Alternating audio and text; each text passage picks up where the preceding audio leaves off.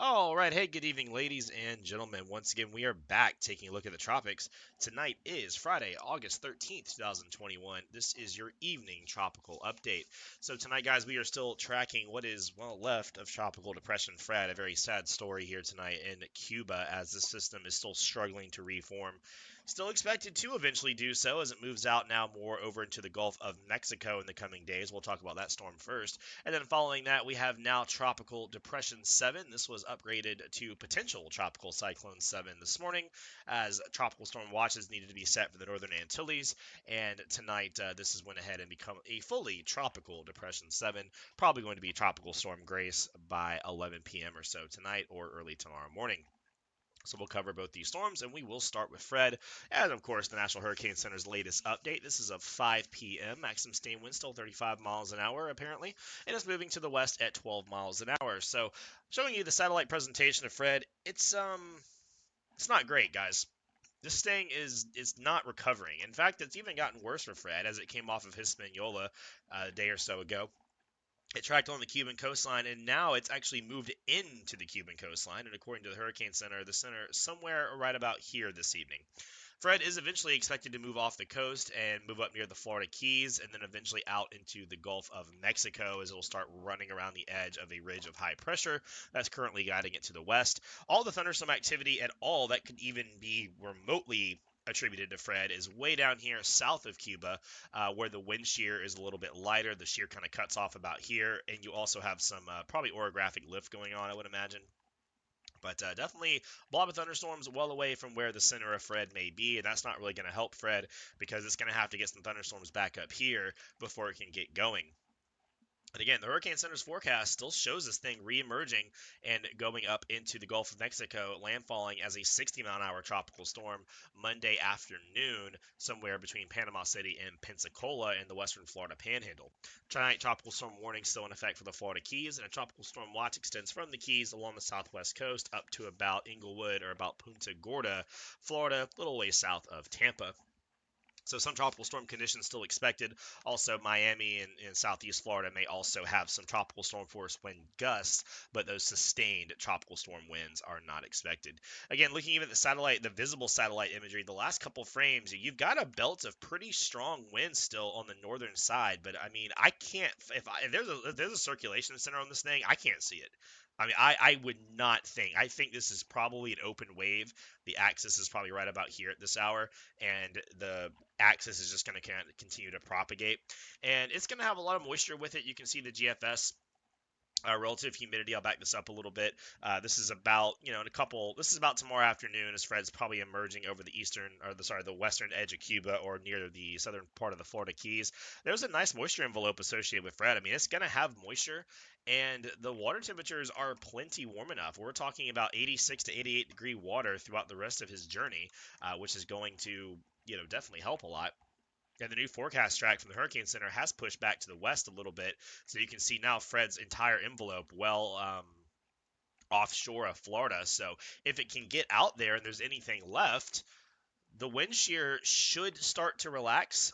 This is the current upper level low over Florida. I'll actually show you on the satellite first. You can see this upper trough really just digging down at Fred at this hour. The low kind of somewhere in here over Florida. And this is continuing to push that wind shear over the storm. That's why thunderstorms haven't redeveloped anywhere near where that center is.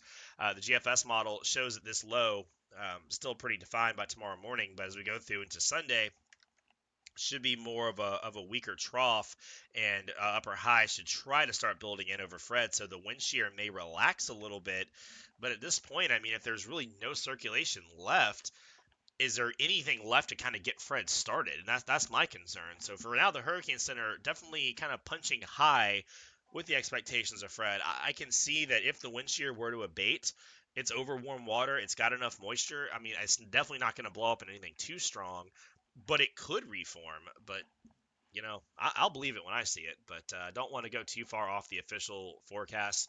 You can see the rest of the computer models in pretty good agreement on that new track. Hurricane Center lining up well with our global computer models.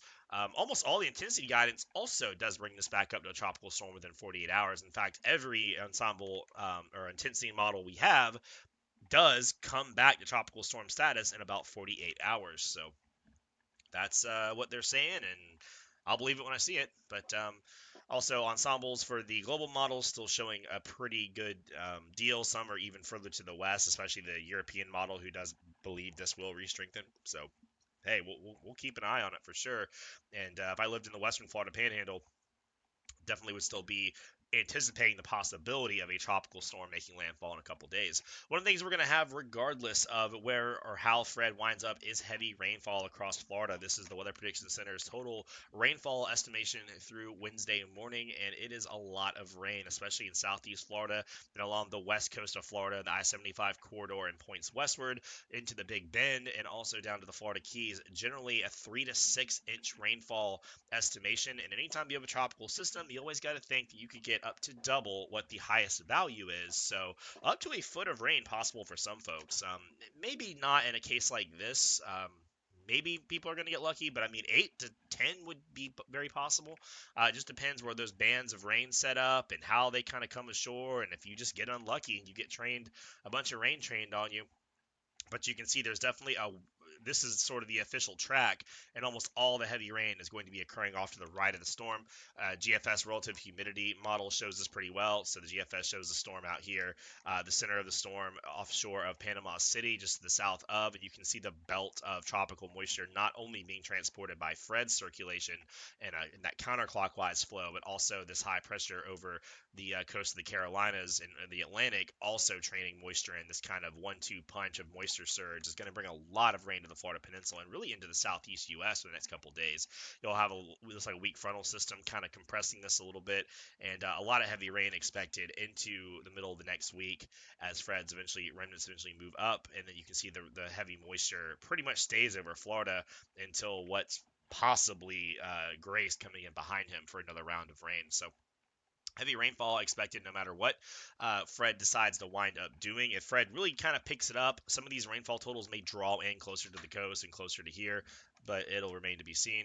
And then the European model showing our wind gust forecast, not super impressive.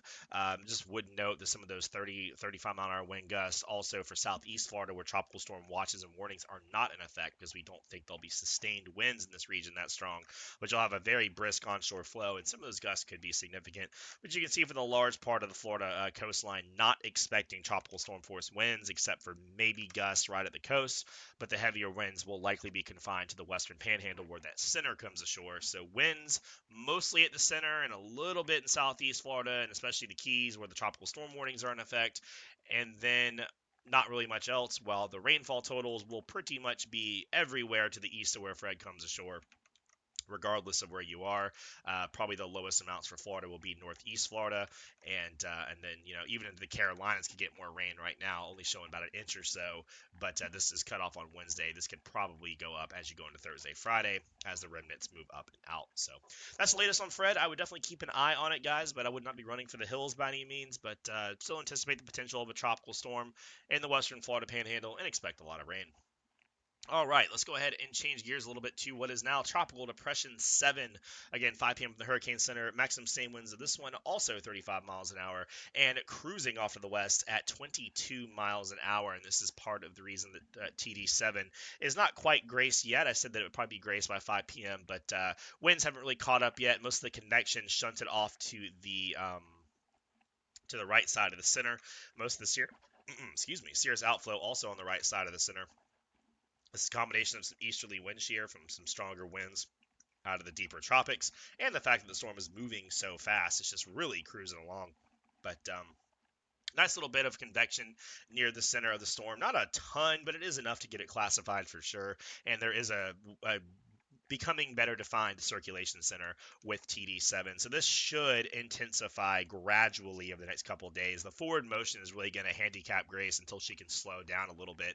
But the Hurricane Center does expect that. Again, tropical storm forecasted by tomorrow afternoon.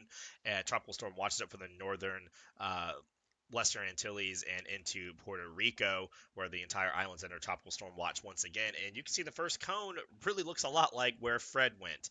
And the fly in the ointment with 7 or Grace is going to be the exact trajectory of the track. So this is kind of the same thing we had with Fred.